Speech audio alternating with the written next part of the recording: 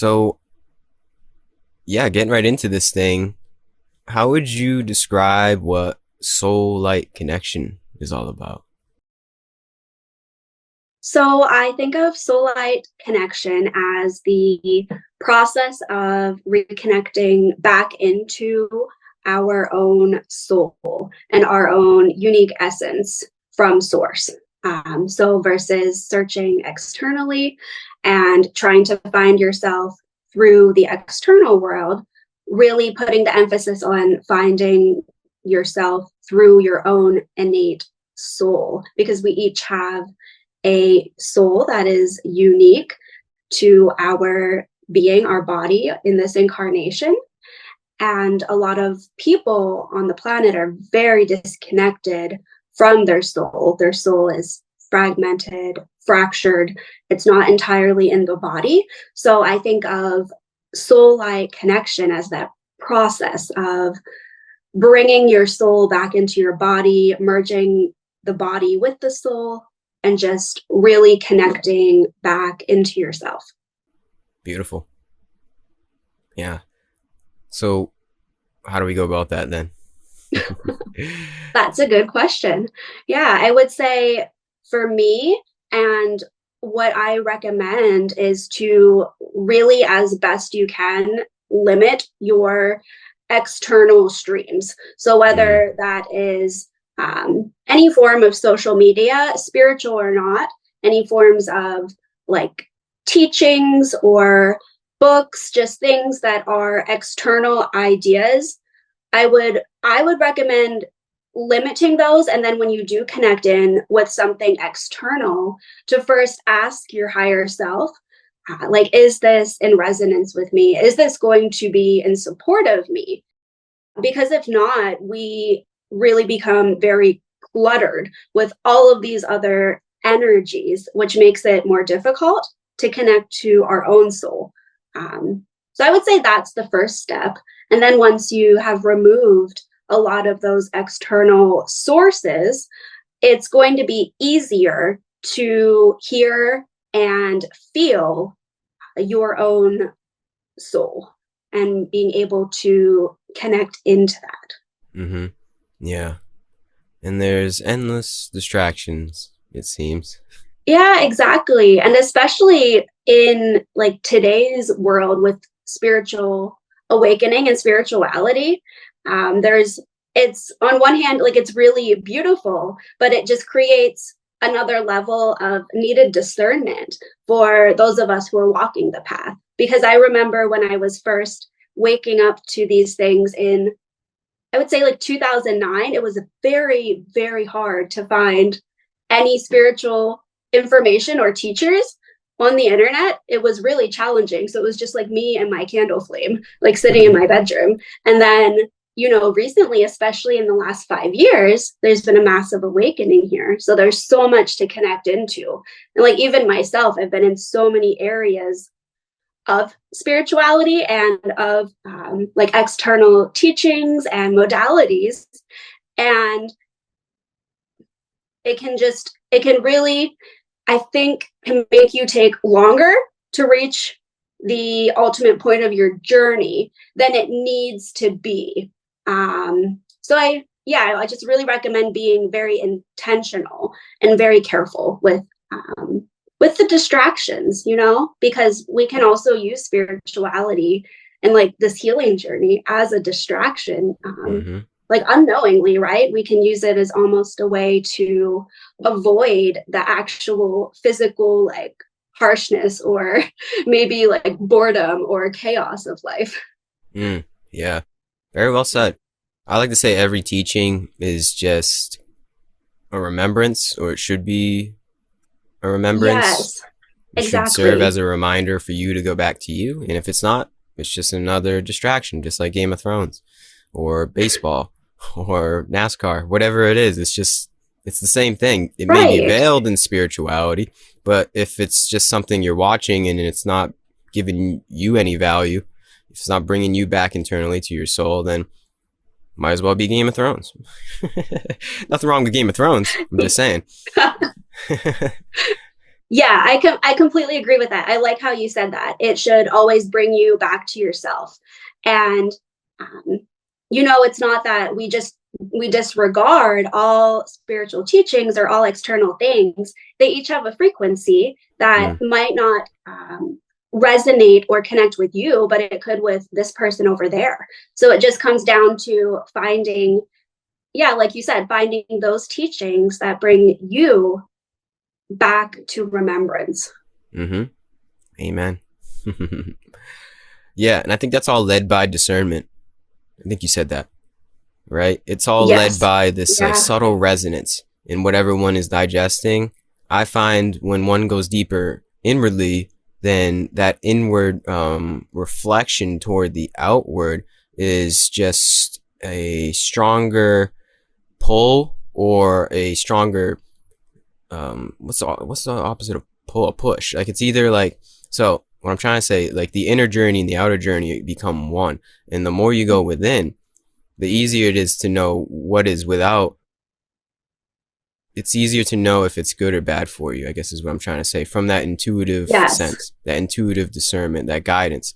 And yeah, you just know. I don't know how else to explain it. It's a knowing beyond words. It's just like this, for me, it's like this ping in my head or my heart that's just like yes or no. Is this good for me at this point, or is this bad for me at this point? And it becomes so apparent. It becomes so apparent, you Hmm. know? Yeah. And now, would you say that is the soul? Because you did say soul, and then you said higher self. Are those synonymous terms, would you say, or is that slightly different in your explanation? For me, that's a good question that I actually never thought of so tangibly. But I would say, yeah, for me, they would be synonymous because I think of the higher self as being that higher aspect of us that is all knowing and holds all versions of us and all aspects and dimensions. And I would say that, yeah, I would say that they could be one and the same or interchangeable. What do you think? Mm, I think so. Yeah. I mean, there's many different labels. You could say the soul, the higher self, the guru, the Holy Spirit. There's a lot of different labels for it, but I think it's just something innate that you feel. It doesn't really matter what you call Yes. it, but once you feel it, you're like, oh, this is it. And it's some sort of higher intelligence, something that goes beyond the mind. The mind doesn't disappear, it just knows how to discern. I think it's the booty mind. That's another label for it. It's something that discerns on what the mind presents to us in whatever flavor comes about. So I think that's the essence of it. Yeah, it's just like this higher judgment, a more Hmm. sound judgment that goes beyond words. It goes beyond the endless mutterings of the mind. That's how I would describe it. Yeah, yeah, I like that explanation. Like the us that has transcended our ego, our mind, our wounding, our pain, and that is just sort of basking in that presence of source, or once again, many names. Many, many names. Yeah. And it all has to do with a guidance, I think I already said, toward living with source or God. Like you live in a godly sense, like this, because I always like to ask people, like, okay, so you have this discernment, you have this guidance. What does it lead to in one's life? Like where is this will, this universal will guiding us? And it's different for all of us. It looks different for all of us. We all have our own journey per se, but yet there is a similarity in how it comes about. And I think it has to do with um cooperation, compassion toward your fellow human being, just less violence, less competition. There is just a more of a cohesion in knowing what you are and then knowing what others are and then working from that, knowing that others are also part of the source. you know so you just work with it rather Yes. than against it, I guess is what I'm trying to say. Do you feel that though? Like, do you feel that there is this like similarity between all of our higher selves and the will that comes about from it? Yeah, absolutely. Because of course, at the highest level, we all are connected to and from that same source and that Mm-hmm. same infinite intelligence. And I think ultimately the goal, so to speak, of this journey is the return to that, and simply put, the remembrance that that is from.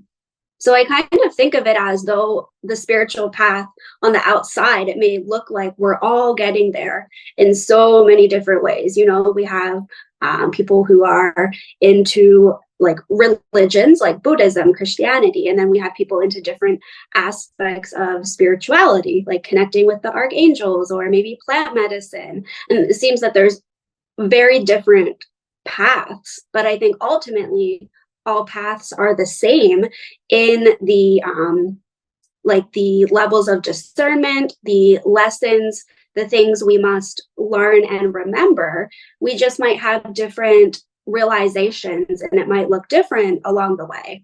But I Yeah. think ultimately we all walk the same path because we're all, even if it's unknowingly or unconsciously, we're walking that path of finding our remembrance, finding home and our return to that.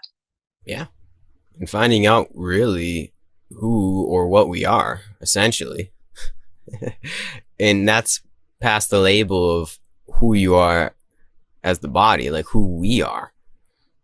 I think that's really what it is we're all exploring in all of our own situations and circumstances and karma who we are. Discovery. Essentially, I think this is the path of discovery. And you said it's all the same path. I'll rephrase that. I like to say it's different paths with all the same destination. Might be a different way to look at it. So, Yeah. yeah, destination, home, as you said, and home is coming to find out what we are.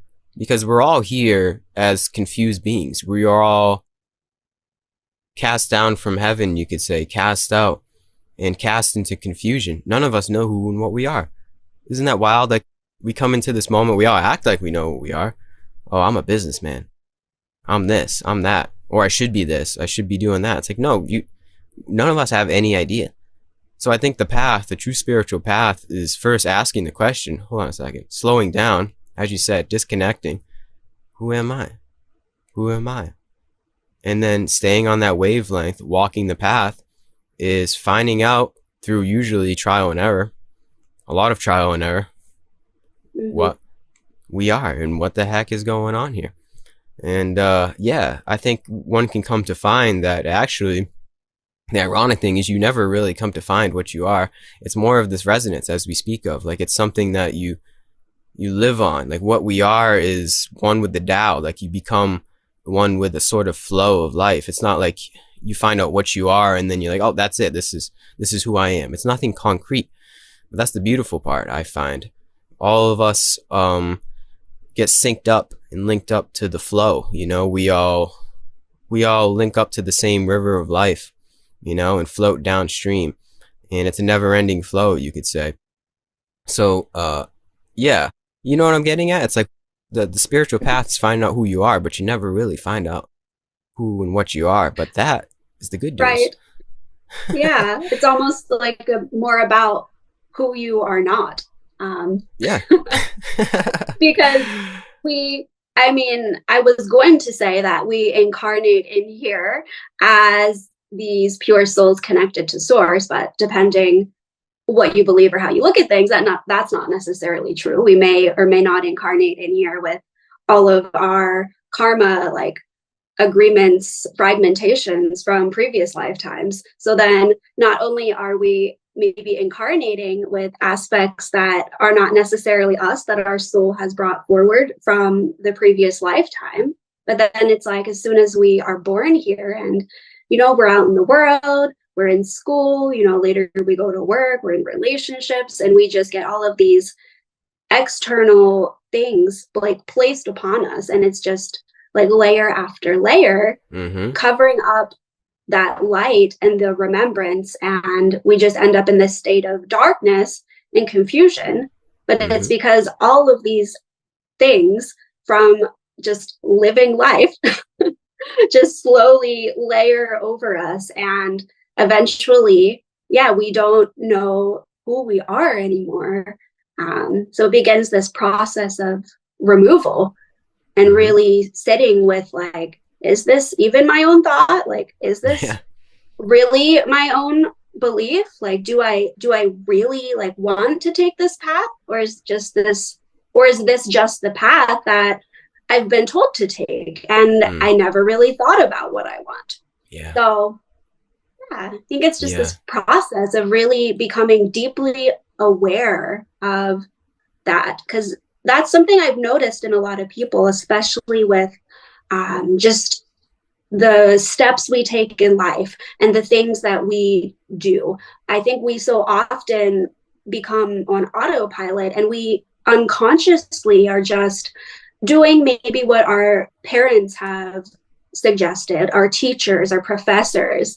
And then I think many people, I don't think they ever really pause to think like, is this what I want? Like, am I happy? Like, are these the things I want to be doing? And I think that that makes me really sad, because we have this like spark within us and this purpose that fulfills us and lights us up. And yeah, I think of that as well as being in connection with returning to the soul, like returning to that purpose and that joy.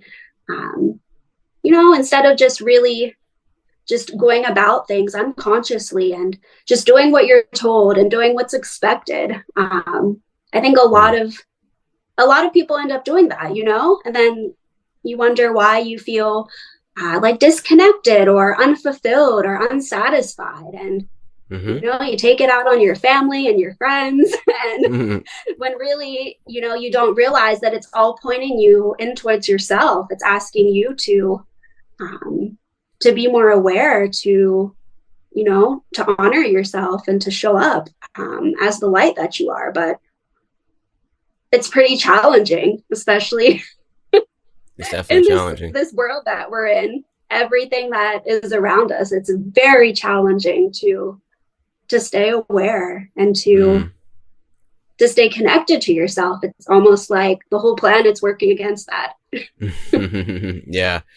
It's supposed to be challenging though in that regard because it's supposed to Yeah. challenge what you want. Because really how we got here, and this might be a little esoteric or a little Buddhist, but we got here in this mess of samsara because we wanted something that we don't really want. We thought we wanted it, but it's just like this cycle of living in false wants, false desires from other people, their parents and their parents' parents, and their parents' parents' parents, and teachers, and just false wants essentially. And we have to find out what we really want by going through these false wants and then figuring out like, all right, that wasn't it.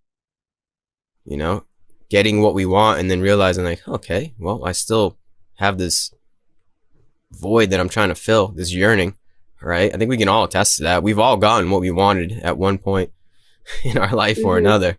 And then yet there's still the suffering. So I think it's all perfect in that way. And it does sadden me and it does kind of hurt to see people creating their own suffering, but there's nothing that we can do. That's just like part of the blueprint. That's just how this whole thing was created from God, you could say, to teach us lessons, to really wake us up because we did this to ourselves. And that might be a little esoteric. It might be a little deep, but we did this to ourselves. We got ourselves in this darkness over years and years and years and years and years, millennia of living in delusion and somebody else's wants and false desires. And now we're just slowly shedding the skin of that at this point in time, coming back to realize what we really want. I like to say that we got to realize what ain't it in order to realize what is it. So I think the path is just gradually realizing what is not it, what we don't want, in order to realize what we really do want. And I think we all want the same thing. And that's just to Yeah. return to soul, to return to spirit. But that's tough. That's the school of hard knocks. We have to learn a Yeah. lot of lessons to come back to that. And that's what's going on right now. We're all reaping that karma, I feel.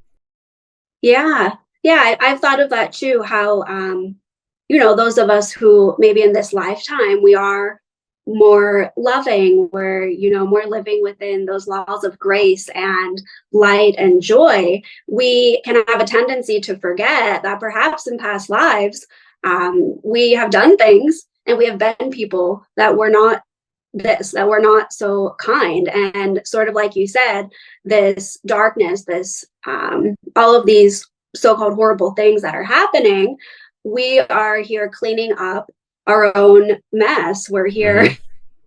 Yeah. cleaning up our own karma and everything that we have done, and it's just playing out. And perhaps, perhaps Earth is ascending into a planet that is of a higher consciousness and is wanting to experience more light. But maybe, who knows? Maybe we don't like to think this, but maybe it will again fall once to darkness, and maybe that's the purpose of the planet. Perhaps it just cycles Mm. um, through lightness and darkness, and we all incarnate here for the ride and for the cycle and for the learnings. It's hard to Yeah, say. Yeah, I go hard to back and say. forth. I see both point of views. There's the popular point of view that Earth is perpetually a school and you are sent here Mhm. to learn the lessons of love through suffering. I can see that. And Right. it's really never going to change. There's always going to be that duality, yin and yang, the light and the dark here on Earth, so that Earth can serve as a school. And then there's another part of me that's like, well, can't we all just graduate? What if we all graduate school? Wouldn't that, have us ascend to another level, as people say, another dimension? Does it always have to be a school? I don't know. I'm Yeah. not God. I don't have the answers to that. I see both points. And, yeah, I don't know. I like to think, maybe I'm a little idealistic, that there is something going on right now. We are creating a better world, and that we are destined to live all godly, all with this soul essence. I like to think that, especially in the times that we're in now. Maybe I'm biased, but it seems like something's going on. We're all getting the message in some way. Maybe it's because of the internet. We're able to connect to the sages of the past. It seems to me, and I might be a little biased, like I said, because I'm living in this time, that we are all living through some sort of awakening. But maybe that's just some kind of egotistical attachment I got, and that Earth is perpetually a school. I don't know. No conclusive answer. What do you think, though? What does your heart say? Well, I used to. I'm like you. I can see both perspectives. I can see how Earth is always going to be this planet of duality and polarity. I personally don't remember any periods on Earth there wasn't that duality. Like, even when I think back to Atlantean and like Lemurian times, those civilizations all fell because of the things we're speaking about. So, and I would say, even if Earth is going to ascend and it's going to be this beautiful planet of high consciousness and just love and unity, I think that there are always going to be other planets that are going to have polarity. So my thoughts are, if it's not Earth, it's going to be somewhere else. I think from my perspective, there's many planets and like star systems. There's many different dimensions of reality that we can incarnate into. So I think either way, all is well. Exactly. Truly. Yeah, that's something that one can feel when you get on this path, is a over encompassing benevolence to this. And you get the feeling like, oh, it really is gonna be okay. Bob Marley was right. Right? All is well. Even though it might not seem well, it might seem a little dark if you turn on the news. I don't know. Yeah. There is this, like, even in the darkness, it's perfect.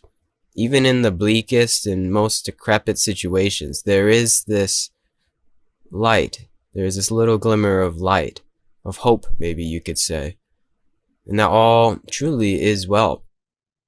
I'm not trying to sound too hippie here, but it really is that simple. And it's because one comes to realize, speaking personally, that the fundamental fabric of our reality is love. Like, it's all for love. Everything is about love, unconditional love. So knowing that, realizing that, feeling that truly in one's bones, in one's soul, how can any of the darkness touch that? Once you do realize it's all for love in one way or the other, then all darkness, all evil is distortion. It's all illusion. And that transcends everything, you know? It's like no matter what happens personally in our life, because we all go through darkness, we all go through struggle and strife, knowing that God is love. You don't even have to say God. You just say the presence of infinite love that's here and now. Knowing that helps one traverse the turmoils of their life, you know, because it's, you come to find it's all for you in some way. It's all good, no matter what. So yeah, that's priceless, you know? Do you feel that in your life? Like there's this just essence of love that entered in and it's not going to leave? Yeah, absolutely, I do. And I think also with the darkness, it's the darkness is simply just darkness that is forgotten that it's light. That's good. You know, because if there's only one source of creation, you know, then even the darkness is from God. Even the Mm, darkness is from that same infinite intelligence, and it's just forgotten source, you know, like we're all in varying levels of that separation and that lack of remembrance. So maybe, you know, I think from my understanding, the very, you know, darkest people or the darkest things that are occurring are just simply lost, and they've that's just it. forgotten Mm-hmm. that they too came from source. And I think that no matter how far along anyone is, like in their darkness or their pain, they can always make that choice to return to the light, because that connection is never permanently severed. Mm-hmm. um so yeah, i Well really i said. really do think that all is well, and that, you know, I agree with you that we have a lot of signs pointing towards the fact that humanity is awakening. You know, the earth herself is awakening. Um, Humans are awakening. And, you know, I think even governments, businesses, all factors of reality are going through this shift and this up leveling to bring in things that are more connected to that unity blueprint and connected to source. So yeah, I know we're on the right path, even though, like you said, if we look at the news, it can be hard to believe that we're on the right path. So I just keep the news off. I use my That's my it. internal connection, Mm-hmm. um, my Yeah. connection to soul and source to, you know, to guide me and to remind me of the truth of why I'm here, and whatever is playing out on the world stage is what needs to play out, And it's for a stage. many different reasons. It's just a Yeah. show, as you said. Yeah. That's how we started the conversation. You just got to know what to tune into. If you're tuning into the wrong things, you're going to get the wrong messages. But if you're tuning into yourself, you're going to get the right messages. You should, at least. Yeah. Yeah, exactly. Yeah. Yeah. And all evil, I like to say, is just ignorance. At the end of the day, it really is just even the most darkest person you can think of. They're just ignorant. They're just truly Yeah, ignorant of this fact. right. Or, you know, we have people here who have gone through a lot of times, you know, there's been so much suffering and like fragmentation. And if we go back to having the soul or the higher self in the body, that is, if that's how we connect to source, if that's how we feel and connect to love, and if whenever we experience a trauma, um, from my experience, when we go through a trauma or something challenging, something that really hurts, our soul will actually fraction off Mm. and leave the body. So I would say almost 100% of the time, these people who are, we think of them as doing very dark things, just very like not good people. It's likely because a lot of their soul maybe isn't even in their body. They've had Mm. so many experiences that have disconnected them from that. And Wow. then I guess this is a whole other level, but when we have those experiences where our soul has fractioned off because we have gone through something so traumatic, that also leaves a gateway for things that are not source, all of these energies and distortions and frequencies around us to like come into the body. So then, it's like instead of the soul, we just have all of these different like frequencies or programs like running the person because they've gone through so much pain that they've lost that connection to source. So it's, yeah, I think it's very multi-layered and complex. So it's like I have a lot of compassion for these people because often they've gone through so much pain and so much suffering, that we can maybe see how they got to where they did. But then it's like, how do we help those people like reconnect back into their souls? Like, how do we help them heal? um, Mm-hmm. Yeah. And I think that's what people who work in like counseling and social work and in the schools, we're doing unknowingly. Because for me, from on a spiritual level, it's like this is what's happening. You're going through a trauma in a spiritual level. The soul's leaving the body. The higher self isn't coming in. You don't have all of those mechanisms in place to connect you to source. But then on like a human level, you need to work through this relationship you went through or your parents' divorce. And it's like we have to take care, as we take care of the physical components, the spiritual components sort of fall into place and the soul Yeah. comes back into the body and more light is able to enter as we make space for it. Mm-hmm. Um, so Mm. yeah. Yeah, you just described trauma pretty much.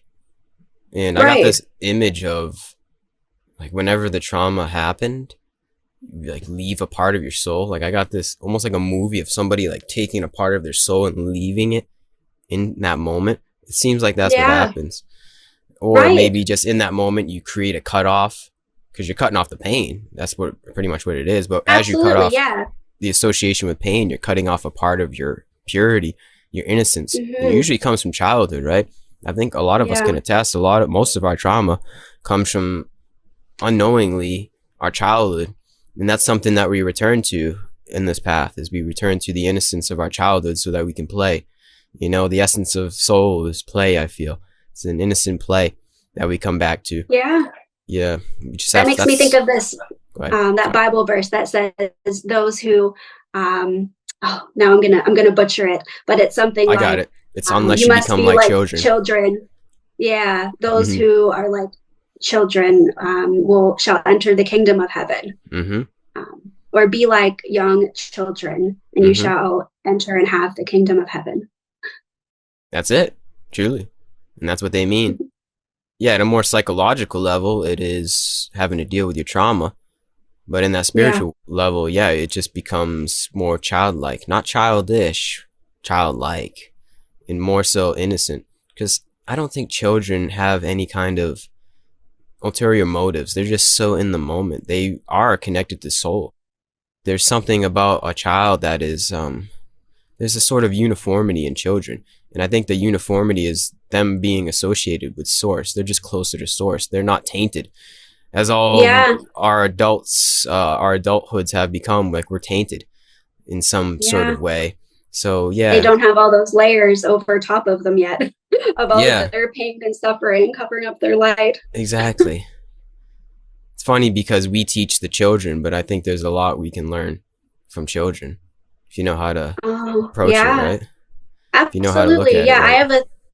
I have a 3-year-old niece, and she's literally like the light of my entire world. Like I spend probably 3 days a week with her, and she is just she just emanates like pure, unconditional love and joy. And just Mm-hmm. being around her is so healing. And I've seen how healing it is for everyone in my family.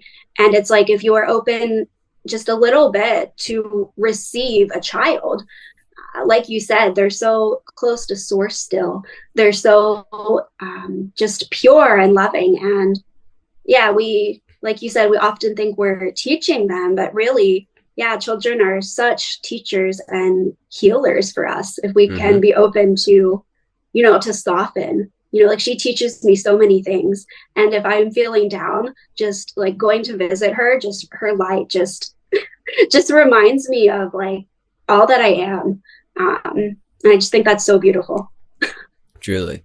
In a realistic sense, I think that's how we change the world, how we get to this kingdom of heaven on earth, and how we ascend the dimensions, whatever you want to say about it. It's that we raise our children, right? And that may take a little time, but it's so that we never have to go through the spiritual process, right? You just stay spiritual Yeah. from childhood. There is no tainting. You raise your child so there's no trauma. And there's only so much you can do, obviously. But I think that's how we change as a people, is it starts with the children, man. That's something that a lot of people don't talk about. I feel like we all worry about our own path and journey. And yes, I understand that. But like if you really want to change as a species, as a consciousness, as humanity, is you become conscious parents and you raise that kid to not be like you, essentially, so you don't have to go through the struggle and strife that you went through and have to shed the layers. It's like there's no layers to shed. You just raise them as pure as you can. And then, yeah, that's Yeah. how we get to a new world. But I think that's going to take some generations. I think our role, our generation, in generations past, is like finding out in the first place that there are layers to shed, and and then from there, as you have become more refined, you raise your children in that refined manner, so there is no distortion from the get-go. And yeah, that's how we become more sattvic, I feel. You know what I'm saying, though? We never lose the purity and innocence in the first place. Yeah, that's so beautiful. Yeah, that's something I've actually, I've thought about a lot.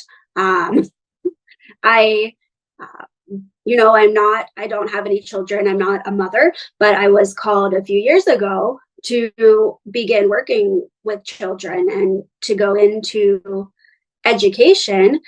And so I've put a lot of thought into what you're saying about how really it all goes back to childhood and to the parenting. But I think maybe perhaps the reason, and maybe it's good to focus so much on ourselves and as the adult, because we need to have adults that are healed and aware so that they can even guide children. Because just from being in schools and in those systems, and dealing with parents, they're largely unaware. And a Mm-hmm. lot of like my last job, I was an emotional support counselor, and mainly what I was helping the students through was things, with their parents and with their family. So it's like, yeah, you said it's going to take a while because our generation is waking up. I can see even teenagers, like maybe like a decade and a half younger, they are becoming more aware. And I think if the parent is open to it, that can act as a gateway. Because I can see even in my own life how my mom has had an awakening through me. And now, she is, acting differently with her granddaughter than she did raising us. So yeah, it's a really big process of people Mm-hmm. becoming aware and then those who are unaware creating some space to That's it. let in some new beliefs and to be open to changing. Yeah. Mm-hmm. And the thing is, we can't actually change anybody. All we can do is hold space, like you said. It's just be a sort of offering. That's what I like to say. If you want it, you can take it. If not, no strings attached. And it's just in your presence. It just comes natural. It's not like you do it for that reason. I think once one is on this wavelength, you just become that sort of spark of light that can ignite others, but not in an evangelical way. It's sort of passive, right? It's sort of like just throwing it Yeah. out there, and the person has to be open for it. And that's our role. If you're open, then yeah, I'm here for you. If not, I'm not going to try and be like a priest and knock at your door and try to, hey, have you heard about this or that? It's not like that. It's, yeah, it's a very natural thing, you know? It's contagious though, I feel. I feel like, I can easily recognize just through energy when when someone is on this wavelength, you know, when someone has some ounce of awakening in their Yeah. life.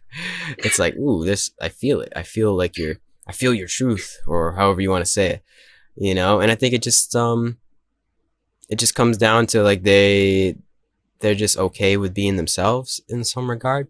Hmm. But that's, yeah, it's just highly resonant. I don't know how else to say it. I guess it's just like real, recognized real. So I think other people can feel it, whether they're on the path or not. We're all on the path. But if you are on Hmm. this path, like I think it shines through in ways that you probably don't even expect with other people, you know? Yeah. Yeah, it really does. That's why I also always like recommend that people quit focusing so much on like being spiritual. And because we Mm-hmm. so often think, I don't know, I meet and work with a lot of people who feel because they're in an awakening, you know, they have to do something specific, like they have to do something spiritual. And that's really not true at all, because if every person awakening is only doing quote unquote spiritual things, how is the spirituality, how is this light, this consciousness getting into the other like 80% of the world? Mm-hmm. So, like Mm-hmm. you said, just like we are that light, we are that consciousness, you know, and you bring that with you and forward, like no Mm-hmm. matter what you're doing, no Yep. matter like where you are. And it's so important. It's like more important than I think most people realize on their awakening journey. Like just you becoming conscious, just you healing your own trauma, you become like a walking like signpost, like a blueprint that other people can, you know, more easily step into, because you're standing there as the way, just simply because you've done it yourself. And that Mm. alone, yeah, really makes it easier for someone else to tap into that. Yeah. Well said. That's it. Save yourself. Save the world. It's really what it's about. Yeah. And if you do it for that, as you said, if you do it for that reason, then that's just going to be an impediment. That's the thing. That's the tricky part. Is you Mm-hmm. can't do it to save the world. You do it to save yourself in some way. And then that just rubs off, just naturally rubs off. You know, no one likes a spiritual ego.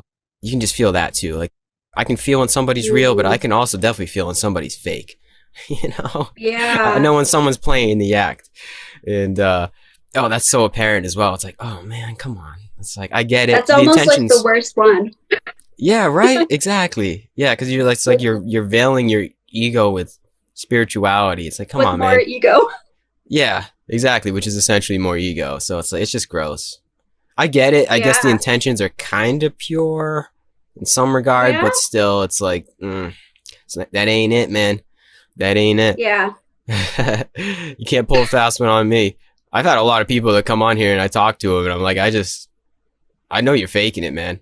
I just don't upload it. Like if we have a conversation, I'm Mm-hmm. just like, okay, well, I've met enough realized people when I know they're real.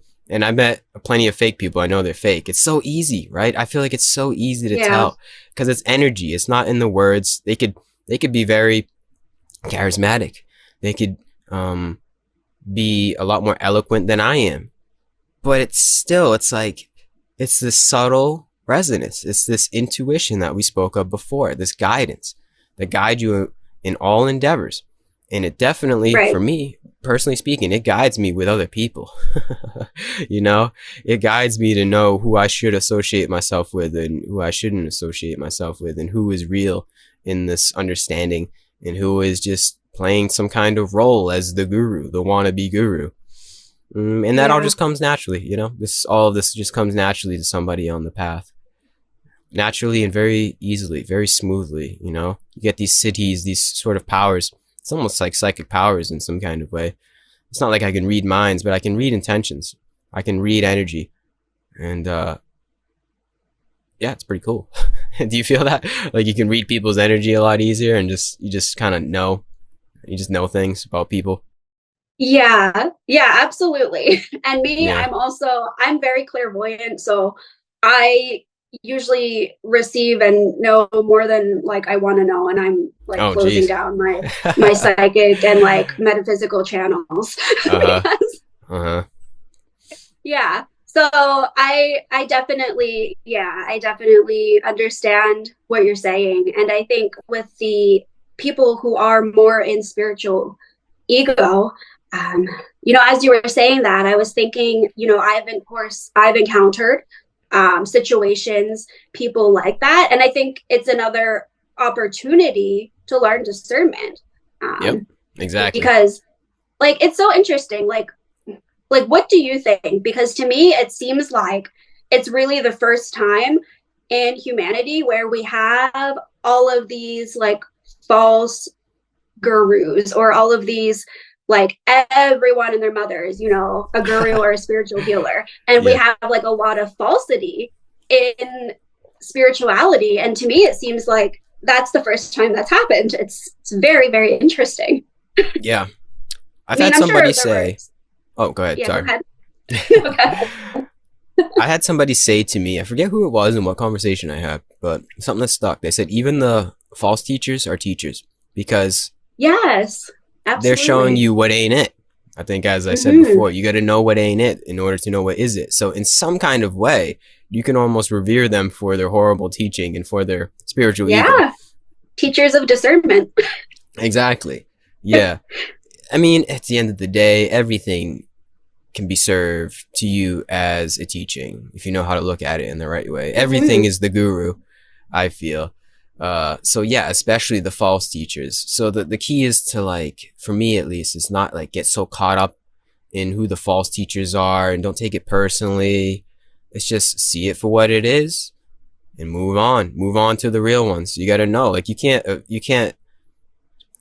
change anybody's path. They're going, that's their karma. And the people that are following them, that's their karma. There's nothing you can do.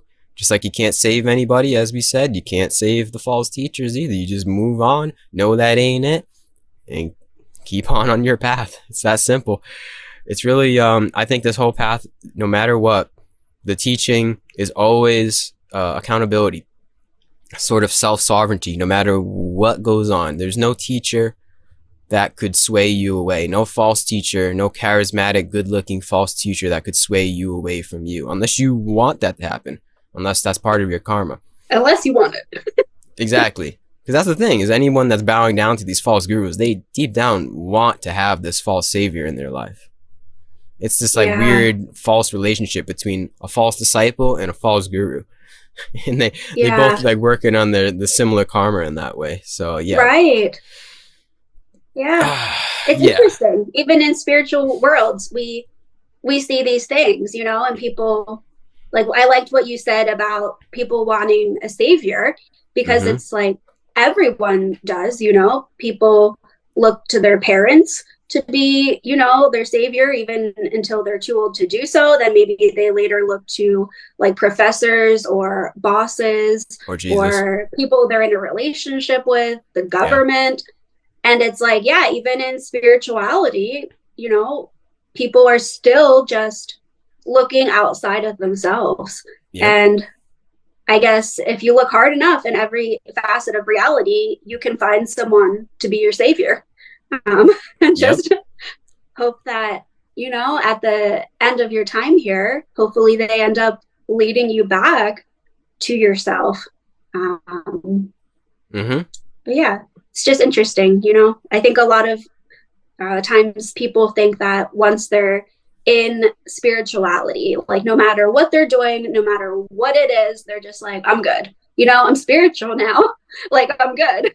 But really, what you said just illustrated how those same pitfalls you're just moving through, but in a way that looks prettier or maybe looks higher conscious, but Mm-hmm. you're still just learning the same things, just on a different stage. That's it. Yep. Mm-hmm. That's it. It's just all about you. It's all about coming back home into you, no matter what. I think, as we said in the beginning, if the teacher or teaching is not serving as a reminder for you to go back to you, if this podcast is not serving as a reminder for anybody listening to go back into yourself, then it's just a distraction. So I think on that note, we can probably wrap it up. We might have said everything we needed to say in that regard. So yeah, but do you have anything that you want to say and get off your chest before we stop recording? Let me see here.